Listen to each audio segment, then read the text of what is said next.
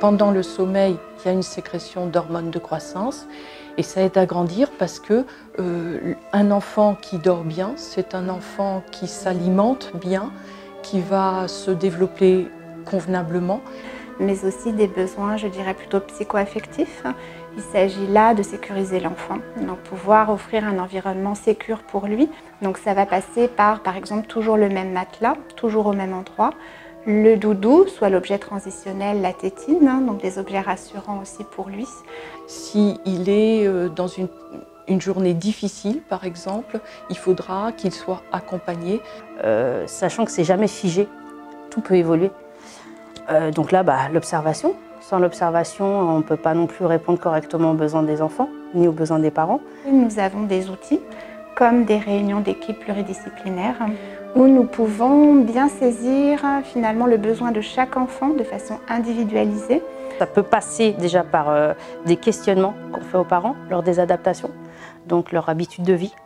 Notre point de vue, ce n'est pas de dire aux parents ce qu'ils ont à mener ou à faire à leur domicile, c'est plus un échange, un partage, une analyse commune. Et lorsque l'on s'aperçoit que l'enfant bâille, se frotte le nez, prend son doudou, il est susceptible d'aller dormir. Il faut à ce moment-là bien l'accompagner vers le coucher.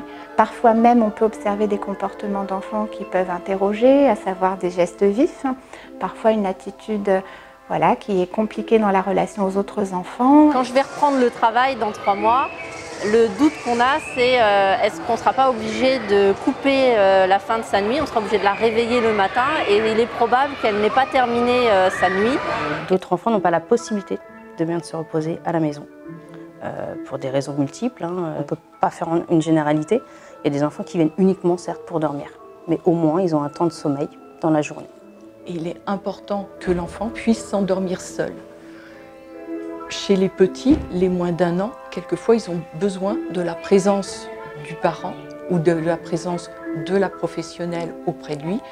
Mais cette présence, elle est temporaire et elle est très limitée.